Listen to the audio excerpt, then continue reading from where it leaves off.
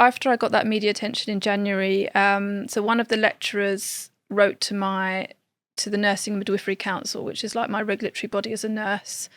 Gosh, what she wrote was just insane. It was like, she said that the fact that I showed ignorance around slavery, and therefore I shouldn't be a nurse. And it's like, you don't have to be a historian to be a nurse. Like, it's always good to be knowledgeable about history, but that's actually not what nursing is. Like, that's not a reason why I shouldn't be a nurse. And I'm actually not ignorant about slavery, but, and she said that I'd caused race-based harm.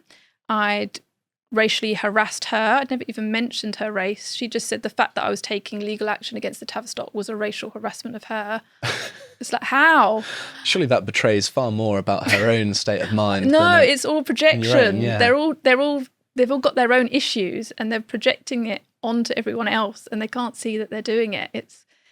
She said that my Twitter account made her feel unsafe.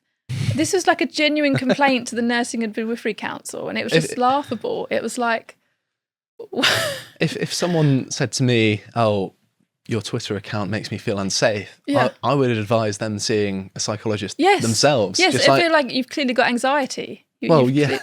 Like that you've got a hypersensitivity which you need some help with. Like you've got a kind of negative thinking that you need to address. This sort of hypersensitivity to opposing opinions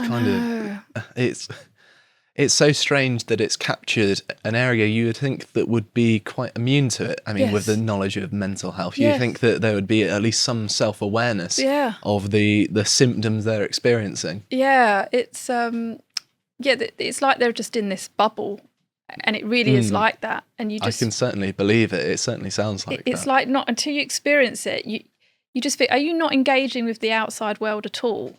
Like, are you not talking to people that think differently to you?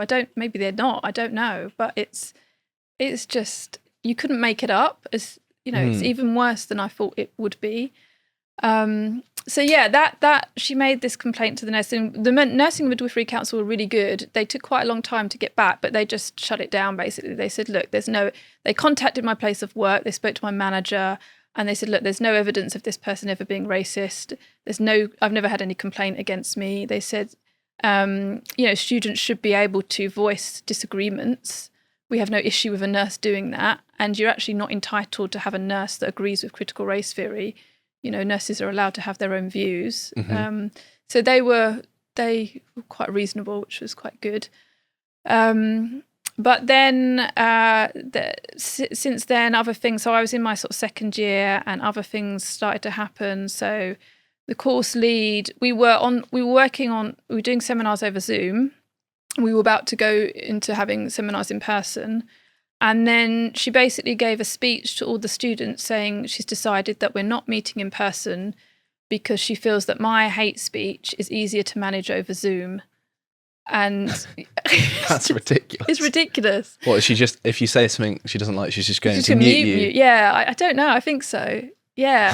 And that, she just said I'd made derogatory comments, and that which I haven't. I've not said anything. They can't quote anything that I've said. And she said hate speech is different from free speech, and what we've experienced is hate speech. So it's just this dogma. It's like they've been taken over. They're just not thinking. It's just incredible, really. Yeah, although I've been keeping up with a lot of this stuff, and I've been following it for years now, it's still surprising to hear the extent to which people are willing to bury their heads in the sand from what seems to me to be an obvious reality that what they're saying isn't true. Yeah, it's felt like, I've worked on psychiatric wards, and I've managed kind of patients with personality disorders, and as a nurse on that sort of ward, you're always having to maintain the boundaries and have a kind of objectivity and kind of have a kind of rational view of what's going on and think quite carefully. And it's felt like I'm managing those sorts of patients, but it's the staff. I'm having to, every time they do something, I felt like I'm being a psychiatric nurse to the staff at the Tavistock. So every time they say I'll do something inappropriate, I have to just go back to the complaints department, say, this is what was said, this is why it's a breach of your policies. and it shouldn't be happening, and this is why. And I just have to keep sort of managing them, like managing their behaviour.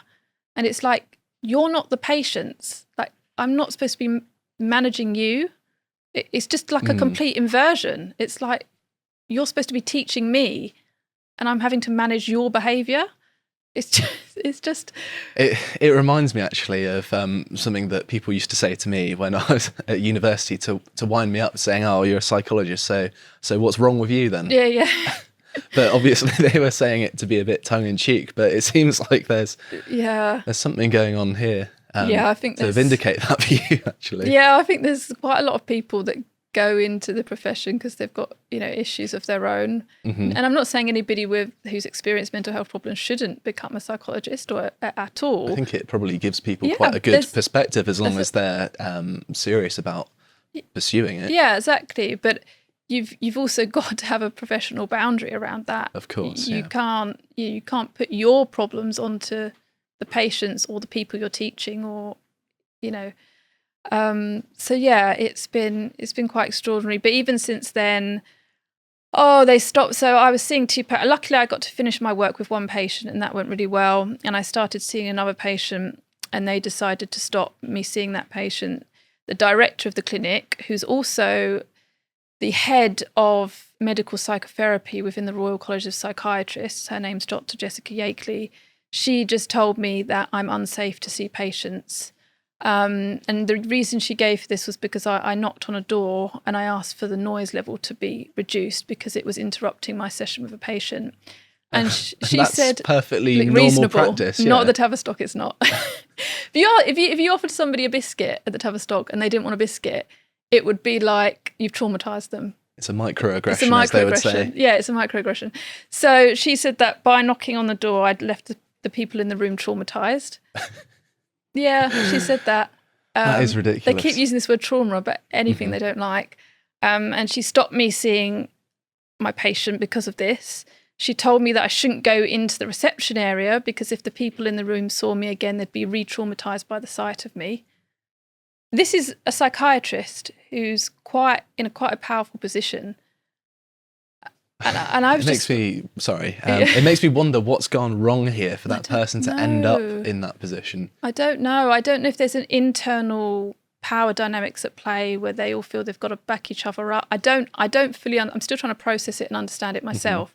But there is a groupthink going on, and there is. I don't know.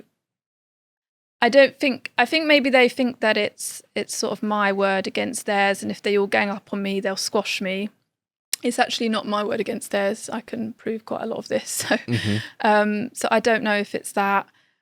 But yeah, she's suspended. She essentially told me I'm unsafe to see patients, and she said there would be an investigation into me. That was in April of this year.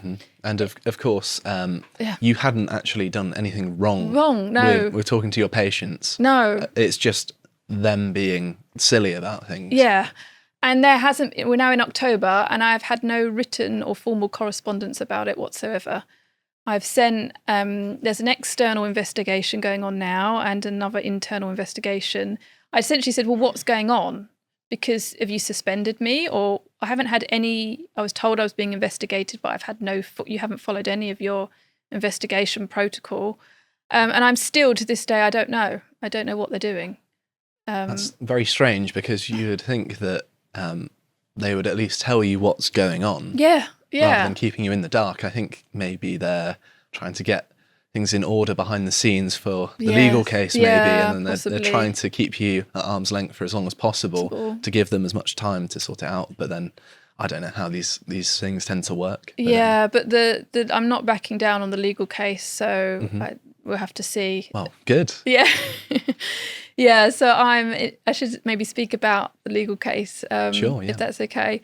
Yeah, so we have served court documents to them where we've agreed a stay. We've added some more incidents that they've done onto the original particulars of claim. But what I'm in the process of now is raising money for the legal case. I'm in the process of getting some expert witnesses in the field to testify against these ideas, to actually say that they're not part of clinical psychology. There's no evidence base for them.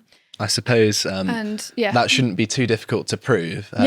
It's just a matter of finding the experts, really. Yeah, and that actually it could be potentially harmful. Like critical race theory is not proven, and it's like, as you said, there's no psychological research behind it, and they're just rolling it out like it's the truth.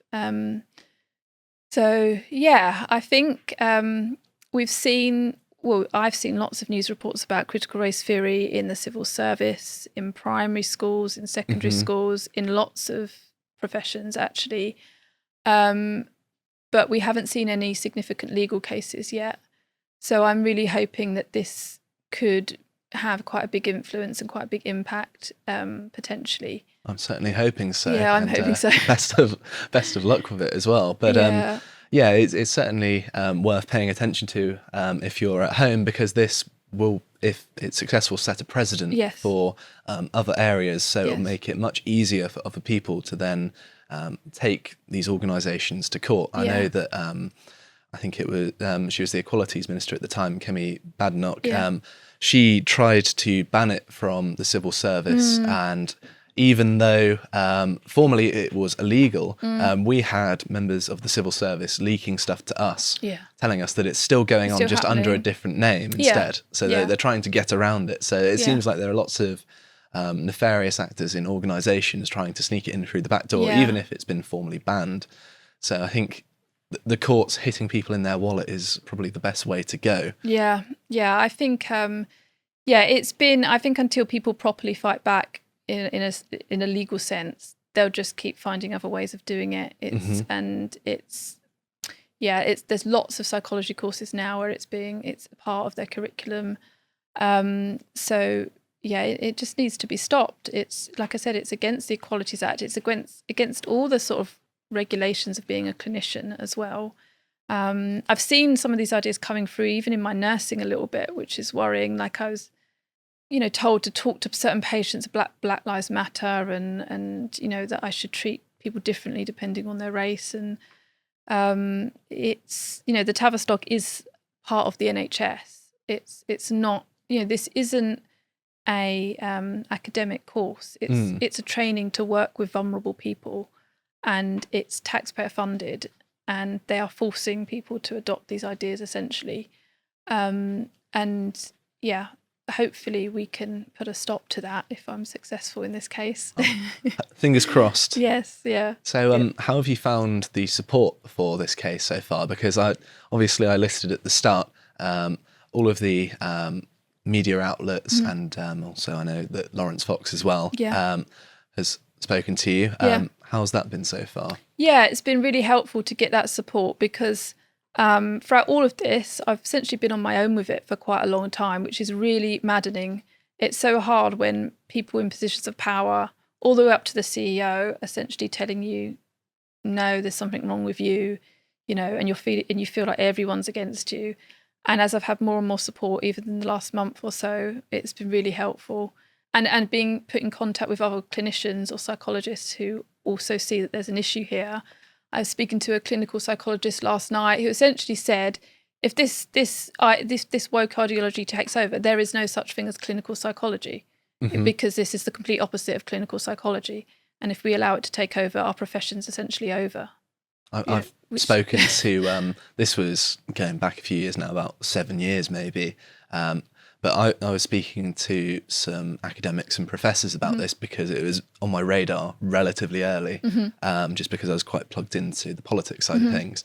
But I spoke to them and they were quite concerned, and they were just hoping, keeping their heads down and hoping that it would go away. Yeah. Obviously, I'm not going to name any names, so I'm not going to make anyone lose their job, but quite a few people who I tentatively brought it up to, as soon as they realised that I was being critical of it, it was like a breath of fresh air, and they're like, oh yes, well, this and this is all wrong, and these sorts of things. So there are people certainly there in institutions that dislike it, and dislike it for the same reasons that we seem to, in that they see it as counter to what they've been spending their careers doing. And it's very frustrating, but at least there are some people there. I know that there are plenty of media outlets that are pushing against this all the time. We talk about this sort of thing every day, and we've managed to accumulate a reasonable following in the 2 years that we've been running now. So there is that support out there, and that's really good. But I think as I mean, I don't think it is going away. People keep saying, we've hit the peak, or even with the closure of the gender identity clinic, you think they'd maybe be a bit cautious about what they say and do going forward, but they don't seem to be. Thanks for watching that video, and if you want to watch the full interview, please check the link down below to the website where you can watch the full thing for free.